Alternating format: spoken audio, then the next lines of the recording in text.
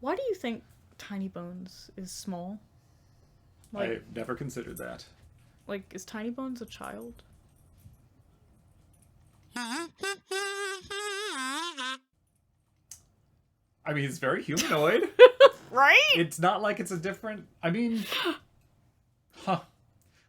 Most zombies and skeletons and just like undead, by default, they seem to be humans or really Yeah, they're humanoid. so... I guess Tiny Bones could be a goblin or a dwarf. Yeah. Like, but See, that's what I'm wondering. Like, is Tiny Bones some kind, like a halfling or... Tiny Bones wears person clothes. He does. Huh. So... That's a thought. Yeah, anyway. You're welcome. The Skeleton Update. Alright, so we are back with the skeleton update for Outlaws of Thunder Junction. Yes. Long time coming. Yes. But we wanted to take time to do it right, to get familiar with these skeletons.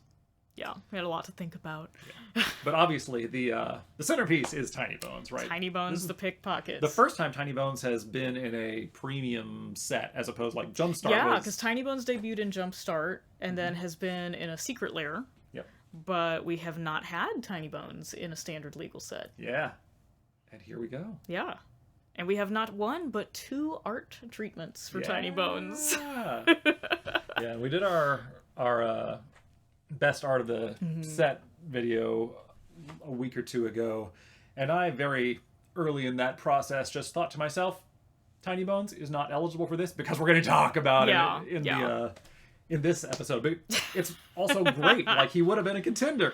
Definitely. I love this art. Yeah, Tiny Bones I think is a fan favorite in our play group, and I think throughout the community. Yeah, they wouldn't have done the generally, secret lair. Yeah. But yeah. I mean, people also hate Tiny Bones because True. discard. But I think people don't hate Tiny Bones. They hate what Tiny Bones does. Yeah. Yeah. All right. But I love this Tiny Bones. Mm-hmm. Honestly, I love the art of this Tiny Bones. I love the piano motif. Yeah. The mechanics are cool, but I have yet to see it actually do anything. He always dies first before the rest of everything past Death Touch becomes relevant. Which, I guess, is sort of a testament to his power. People don't want to let that go off. But... Yeah, I can understand that. I mean, I still need to buy one of these. I really want to play with this card and do this effect of casting permanents from my opponent's graveyard, or let's see, it's cast from that player's graveyard. Okay, so it has to be the player that you dealt combat damage to. But it's like Spooky Ragavan. Yeah, I mean, I think I'd have fun with this. I don't know about the rest of the table, but I'd be having a good time. Yeah, I mean, it's not horrible. There's so much steal other people's stuff effects going on anyway. It's and really I mean, he's just a little 1/1 death touch guy. Like, yeah. He's just a little guy. I don't know, what do you think of the alternate art though? I like it. It's kind of interesting though how we're seeing like a almost dismembered Tiny Bones, where I guess if we look at older skeleton cards, like the reassembling skeleton, I mean, the idea is that you can't, even though Tiny Bones in this iteration and his other card doesn't have any kind of reanimation effects, I mean, I think the implication with skeletons is, as this type of undead, like, you can't really end them. Yeah, they just keep so coming back. even if you were to damage them in a lethal way, they would reassemble themselves. And I kind of feel like that's what's happening in this picture. Well, and actually multiple times in the story for this set, it's integral to the plot and the scene that Tiny Bones can be disassembled and put himself back together. Yeah, because that's kind of what this looks like, that we're reassembling. He uses that to be disguised once, and he uses it to, like, get across a chasm and, like, pull a lever on the other side a different time. Very useful ability. Yeah. But it is kind of funny that that's not included in the mechanics of his actual card design. Because like you said, that's really... And we talked about how Regeneration was the original skeleton mechanic, and they're accomplishing that now through other graveyard recursion, which is kind of great, because it lets you get sacrifice synergies out, which Regeneration we love that. Yeah, I've developed a deep appreciation for it over the period since we did the last episode on the Dread Skeleton, where I was kind of missing the regeneration ability, but now I really like the the ability to sync up to take advantage of the sacrifice stuff. Yeah, I enjoy that too. But we'll get to more of that more in a bit. Yes. Tiny Bones joins up. I love this card. I think we talked about this art in the joins up cycle. My one disappointment is that I have opened multiples of these, and every time I open it, because of the legend frame and Tiny Bones is the first word, I think for half a second, I finally got my Tiny Bones, and then I'm like, oh. Yeah. Oh, I did not. Very much the same journey multiple times. So, big excitement followed by big disappointment. Yeah. But, I mean, it's cool. I like it. You can make some people discard some cards. Yeah. And then, I mean, I haven't really played with this in anything. Well, it's funny that original Tiny Bones all about discard, new Tiny Bones not discard. Oh, unless you get them to join up also, in which case, there we go. Yeah, then you get the discard. Yeah. And then the second part is you're having an opponent mill. Lose a life, yeah. It's very incremental. Or target player. Yeah. Doesn't have to be your opponent. But yeah, a little bit different because his first iteration deals pretty much just discard synergy. And then we have this with the discard plus mill plus his new card. Yeah.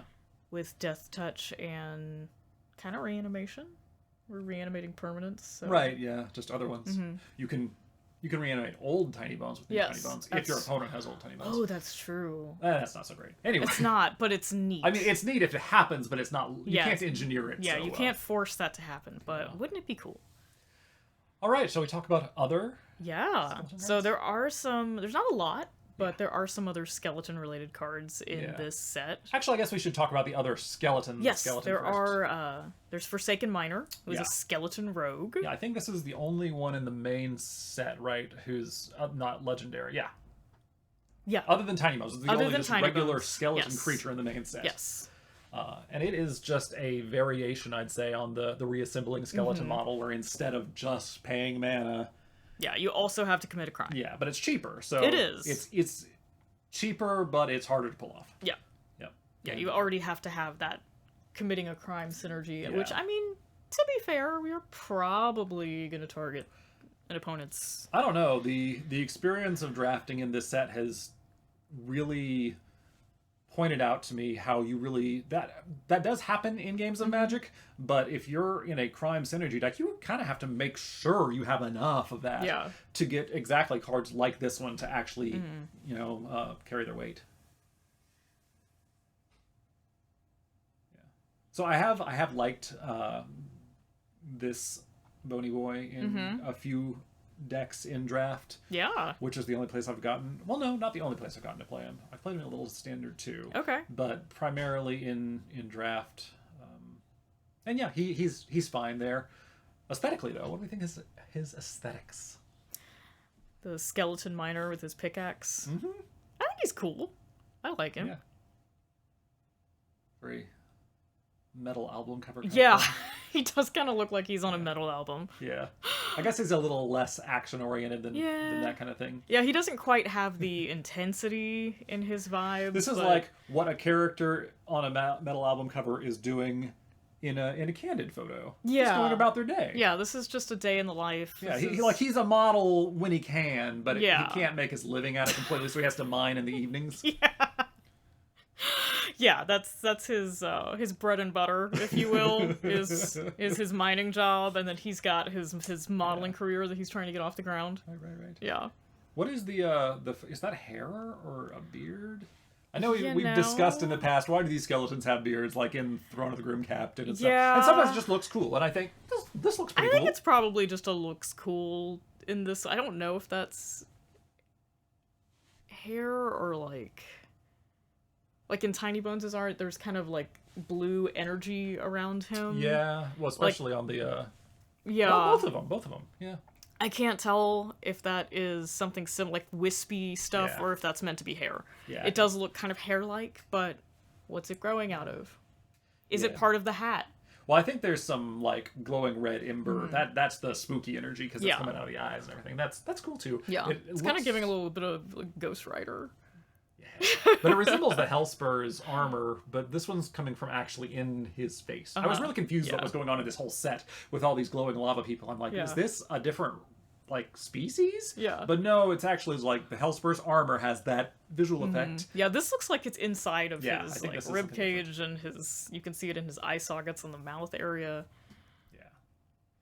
But yeah, I think he's cool.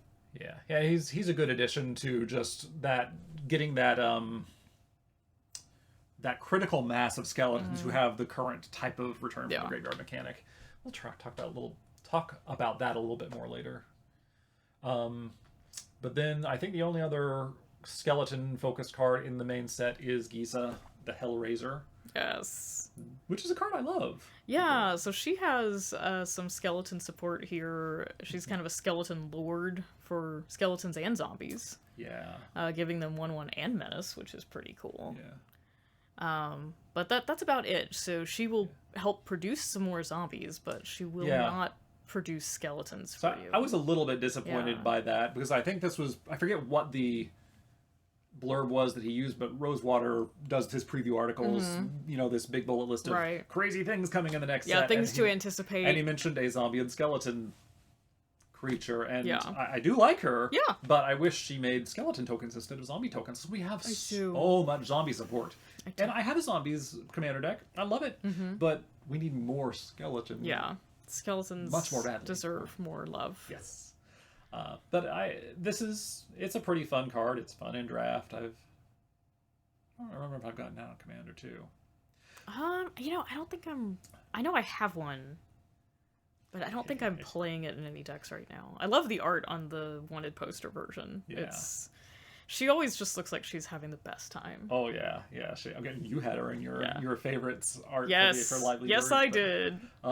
But this is probably a good time to segue into talking about the standard deck. Skeletons are actually relevant. That's right. As a type in standard right now, at least in best of one. I don't follow best of. I'm very arena focused as a player, which I know is not probably satisfactory to more competitive players who are in that best of 3 life. Yeah. And really grinding on Magic Online. But in the best of 1 queues, it's not a high performing, it's not one of the top decks, but it's a legitimate deck, and there are 2 varieties. One really focused on the skeleton synergies, and it has a bunch of Forsaken Miners. It's got 4 Tiny Bones. It has the what is this? Cultist from the skeleton from Dominaria United. Oh, okay. Called Conscript. Yeah.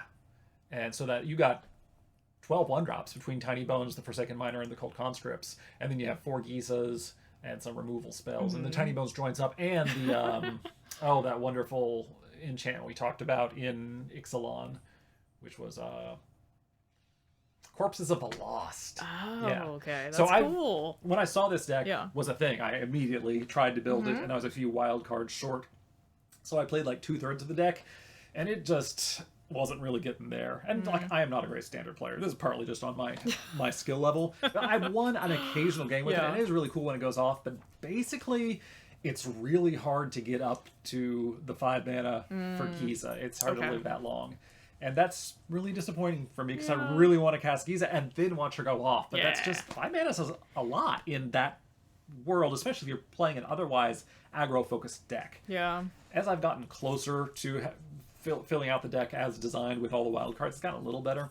But then there's also another variant on this deck which has a slightly higher win rate, at least as of a couple weeks ago when I was really looking at this, that runs some Gix, some Shieldred. Oh, okay. And what's the Gixian sweeper? Gix's Command. Okay. And I found that had a little bit more luck, but it's less focused on the skeletons, and it runs either 0 or 1 Gisa. So it has the skeletons on the low end, and that's neat. So it's kind of skeleton flavored without but it's being not all in. It's not all in on the crime and skeleton thing, which is cooler thematically. Yeah. So, but I have, even if it's not the top deck, I've really loved the chance to get to play skeletons and it not be a joke in standard on the ranked queue. I mean, that's pretty cool in and of itself. It really is. So more of that, please, Wizards. Yeah, we like that. What else do we have? Last time that we did the skeleton update, we weren't looking at Commander at all. Oh, that's right. But people have fussed at us. We completely missed that. And I don't think we're going to start talking about Commander in general. Probably not. Because it gets so much love from content creators everywhere, and we're trying to focus on other things. Yeah, there's a lot of content out there for about the skeleton it, update. Yeah. We will get into Commander. Yes. So we have Charred Grave Robber. It's a skeleton mercenary featured in one of the Outlaws commander decks. And he does kind of, on an entry, he does the reanimation thing, so he'll bring back an outlaw from your graveyard to your hand. Yeah, so he's a grave robber for just outlaws. So it's really outlaw synergy, and the skeleton thing is kind of incidental. Yeah. So, and then he can also escape, bringing back that mechanic from Theros Beyond Death. Yeah, but that's really... If you're trying to get back outlaws from the graveyard, escape is working against... Yeah, you don't really want to be exiling those... Yeah. I mean, granted, they can be any other card, so you don't have to exile... Yeah. Stuff that, but I mean, that's still dependent on you having enough stuff to exile without... Yeah. It's kind of a non-bo with itself, which is unfortunate. Yeah. And I mean, he only comes back with a +1 counter when he escapes, so I feel like that's not enough of an upside to justify... But once again, you'd get the Grave Digger effect. You would, but I'm thinking, like, oh, it would be cooler to me if the entering the battlefield effect gets you an outlaw back to your hand. Yeah. I think it would be neater if the escape, since it kind of works against you, gave you a slightly better upside for him. Yeah. Oh, yeah. If you couldn't bring anything back to hand. Yeah. And I have no idea how this actually plays. Yeah. I have actually built a skeleton commander deck, which you have played recently. Yes, I have. Using the Shattergang Brothers. It's pretty fun. Yeah. So as John... I kind of got to play it. Yeah, when you Mindslaver decks. Yeah, so neat, right? It was really neat. I enjoyed that. Yeah, so that's made me really attuned to the sacrifice synergies available. Because I've been considering what kind of skeleton commander deck I was going to start with, because I figure I'll make a few eventually. Yeah. But that's where I decided to start, because it's something I hadn't really done before at all. I rarely play red, so I didn't. I initially considered Muldrotha, but I have a Muldrotha food deck. Yeah. And there's the Lightning Skelemental. That's real cool. I wanted to try that. That one was fun. And it actually did some... That actually did some good work for you. I'm sorry about how that went for you. I mean, kind of. I don't think you should be. No. Anyway. And what did you make me discard? Was Rise of the Dark Realms? Like, I don't think you should feel that bad about that. Yeah, that was recursion too. So yeah, that's fun. But anyway, I have not acquired a Charred Grave Robber, and honestly, I'm not super inclined to. Yeah, because, like I said, I want the skeletons that I'm putting in the graveyard to come back on their own. I want that to be the easy part. I don't want to have to work so hard on that. I don't think I have anything that this would synergize with really well. I also want to build a skeleton commander deck. I just haven't decided what it's going to be yet. Yeah. I assume this isn't a pre-con that's based around Outlaws. Yeah, that would be my guess. Works great there, but it's just incidental as a skeleton. Yeah. I will say the other kind of unifying theme here is... it's interesting, backing up to Gisa, the skeletons and zombies supported in one card, that Wizards is leaning into that batching. I think that's a term that their R&D has used, of combining different creature types to get them some support. And so Outlaws is the same sort of thing. So you have, Necro Duality came out a couple years ago, doubles all your zombies, and now we have Double Down, but it does it for like 5 creature types. Yeah. Everything that's an outlaw gets that effect. And that's pretty cool. I have had the joy of getting duplicate Forsaken Miners off of a Double Down. It was a really fun draft until I got crushed by overwhelming forces, but we covered that last week. Yeah. What else do we have? There are some kind of aesthetic skeleton adjacent cards in this set that are not typed skeletons, but feature some skeleton themes. Yeah. My favorite is the Clue token from this set. I love it so much. I think this is my favorite Clue token ever, maybe? Yeah. I mean, I don't know that I really have any that I felt really strongly about before now. But I feel real strongly about this. So I don't know where the bar was before, but yes, agreed. Now the bar is very high. Yes. This is awesome. It's very... And there's a couple cards that make clues in this set, which are... we have the Hostile Investigator, which triggers whenever one or more players discard. It'd be cool if he was a zombie. Yeah, that would be awesome. Sorry, a skeleton. It would have been fantastic, because then he could fit into this Tiny Bones skeleton discard. Yeah, because he synergizes with discard. When he enters, you make an opponent discard, and then whenever he's got another triggered ability for discard, so... That's great. Opportunity. Wish he was a skeleton, but no, he is an ogre rogue detective. Yeah. And then we have Malcolm the Eyes, which also produces clues whenever you cast your second spell each turn. And they've included tokens with both the big score and the standard hat icon in the clue slot.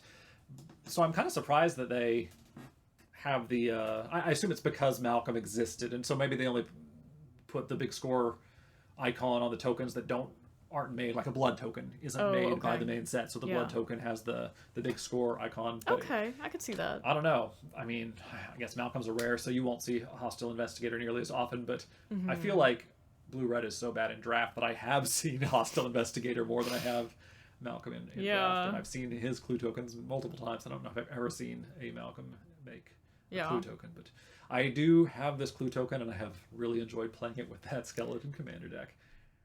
Honestly, it feels a tiny bit like an homage to the classic, the GOAT Surgical Extraction. Yeah, I mean, with the sky in the cool, background and yes, the desert. Yes. Yeah, it is.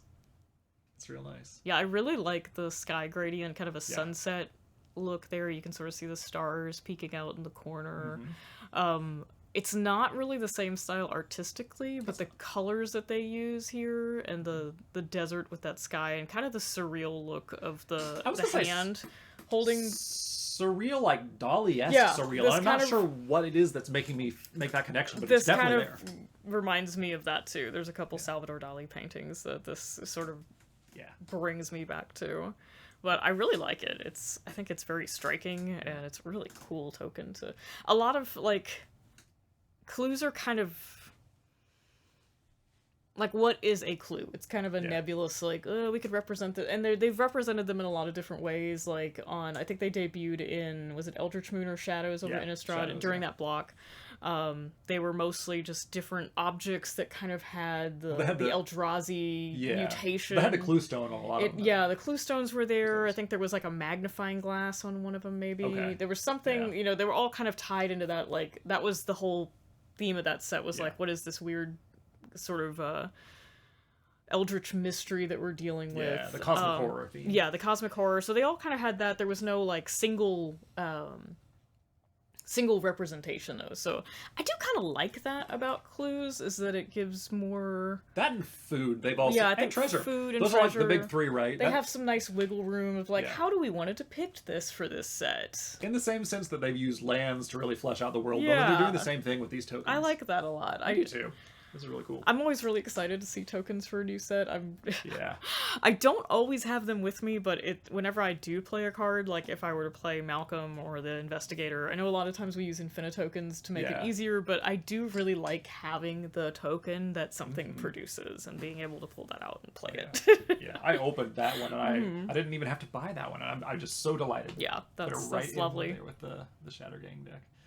And then the other one here is, unfortunately, another zombie, which I'm not really disappointed. Well, a little disappointed. But it's the Boneyard Desecrator, and just look at that art. It's just the... This guy's really cool. He may be a zombie, but he sure is surrounded by some cool bones. Yeah.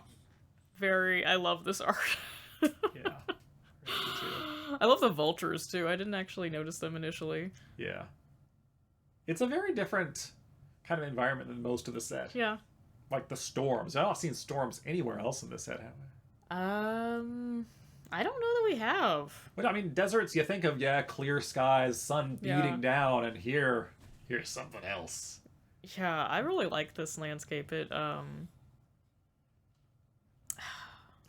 am I thinking of? It kind of, for some reason, this reminds me of the Dark Tower series. Yeah. Oh, absolutely. Yeah. Yep. 100%. Yeah, that's kind of what this takes me to. You're right.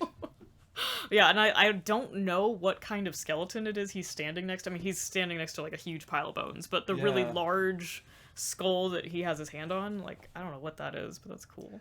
That's an interesting point, because they've asserted that, there wasn't really much going on in this plane before the Omen Paths opened. Yeah, so, like, what is that? Yeah, that's a lot of... Huh. Like, what kind of creatures?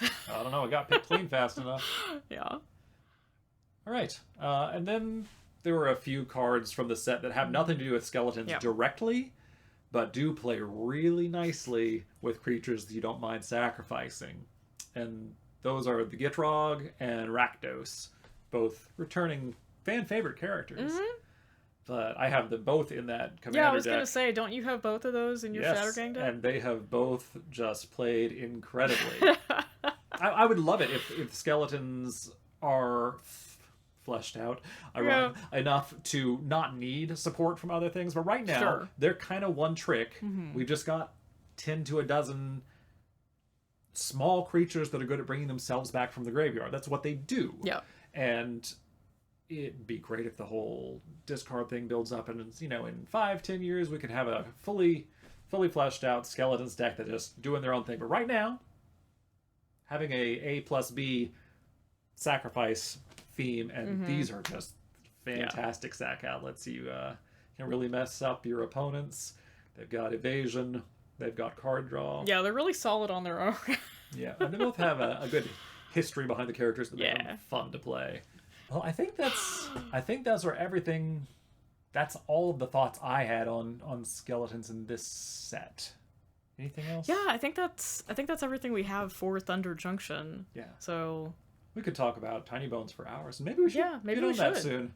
Maybe we should. Look, Derek, I am just not available for the minutia of pickleball, okay? Okay.